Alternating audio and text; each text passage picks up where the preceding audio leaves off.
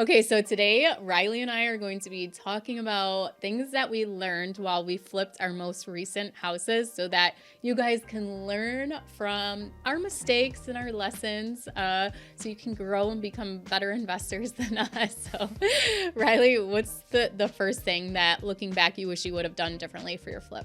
So there was one main complaint that I had from the vast majority of people that came through my open house. I had assumed, and incorrectly assumed, when I bought the house, since it was in Williamsville, which is a very, very good school district, Williamsville School District, I assumed it was in that school district. And I found out later that there's literally like 5 blocks right where my house was that is not in that school district. So was this at what point of the timeline? Was this like when you were doing showings and people told you? Well, we realized that it wasn't in that school district. And to me, I was like, well, it's not a terrible school district, but the other one that is so desirable, the people that were coming through in the open house and doing the showings, they were very disappointed. They're like, well, you know, if we buy in Williamsville, we want to be in Williamsville School. And to find that out, I think it actually kind of hurt our sale price a little bit because it alienated probably half the buyers. So that's something that I would totally check out next time. And I'm like, okay, because that hurt us a little bit. We still got, you know, a record-setting sale price for that neighborhood, but it is something that I would check on anybody's flip. And you know what? That like seems like such an obvious thing, but those are the things that you miss. Yeah. And so I actually did a YouTube video. It's on the Real Estate Rookie YouTube channel, and it's one of the rookie resource videos, and it's a acquisition checklist. And one of those things is like, what school district is it? You know, just all these things, because I once forgot to put insurance on my property, and my agent, hey, you got insurance? And it's the day before we're closing. I'm like, nope.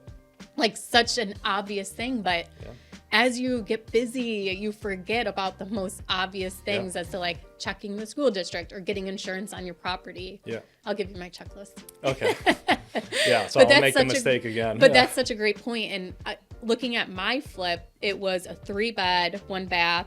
What was it, like 1,300 square feet, 1,200 square feet? Yeah, something like that, So it's more of a starter home, I would say. You're not gonna, or like a young family coming into it. And that was we had only 3 showings on the property, and one person was single, and then the other 2 people were young couples that didn't even have kids, and the third couple is the one who made the offer.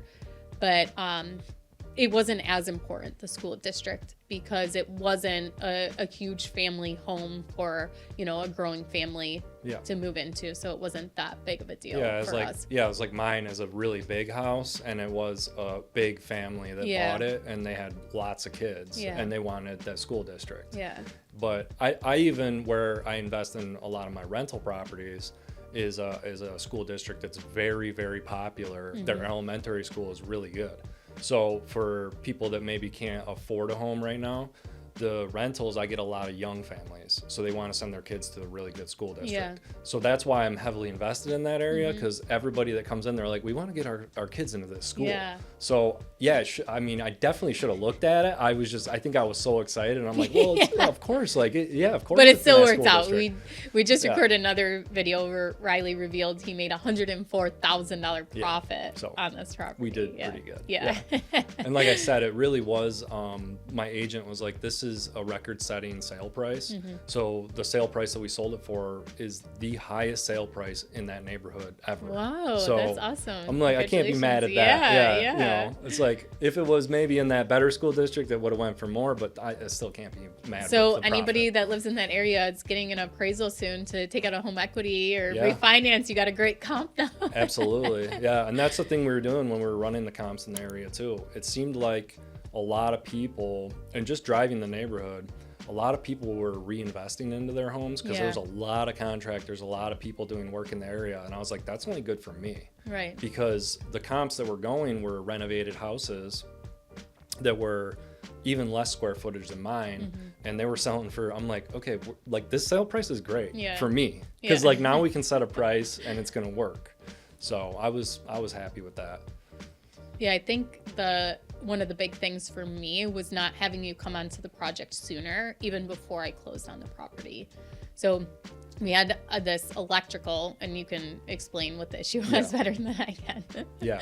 So if I would have actually went there, I would have cautioned you about it, because of the age of the home and the way they used to wire houses, without getting too technical. That's what I wanted you to explain. you what it wanted was, to be the technical? two-prong Okay. electric, Yeah, it was- as to why that's not good. Yeah. Right. So it's two-prong electrical, which means everything's ungrounded.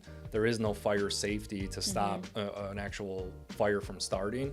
And a lot of municipalities won't allow that to exist anymore. So if you bought the house and you're renovating, they might have you rewire the entire Yeah. house, which in your case would have been probably $30,000. So that would have really ate I right would have had into a $20,000 profit. yeah, you probably wouldn't have made a good profit on it.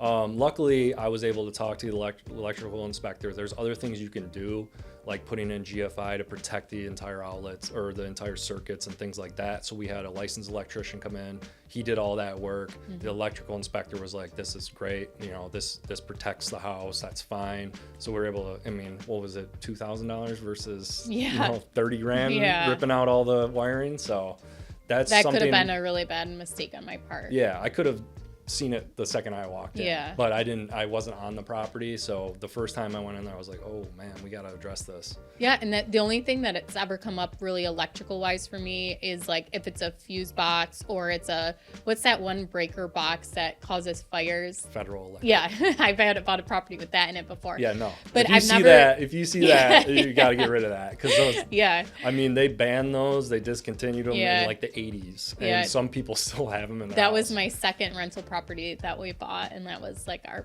biggest expense that we Yeah. had to change Right. out that. But so yeah, what I would do differently is like I feel like I know some about contracting and what a house Yeah. should be, but like obviously I don't know everything, and that's where I need to lean more on my contractor for really defining that scope of work. And I think we did do a pretty good job building out the scope of work.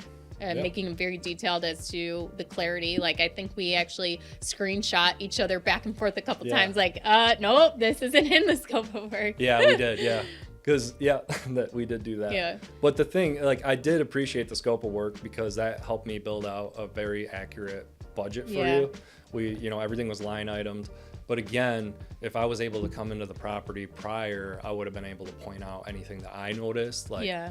hey, we got to regrade the backyard. We got to Yeah. do this. Like, things that, Would have From- helped me work my purchase price better. yeah. Having a better detailed estimate. Maybe Yeah. even in the negotiation of the sale price too. Yeah, true. I don't know how much that would have affected, but you could have approached the sellers and been like, "Hey, we noticed this is wrong, Yeah. and maybe got a little seller credit for it, something Right. like that." Yeah, that's definitely a great point. Yeah. So, okay, well, I'm going to close on a house in a couple weeks. You want to come? Yeah, I'll come check it out. I'm closing next week on a new one too, so Okay. Well, thank you guys so much for joining us for these couple lessons learned. And I'm sure there's a lot more looking back that we could have done differently or we learned from these experiences, but we're moving on to our next flips.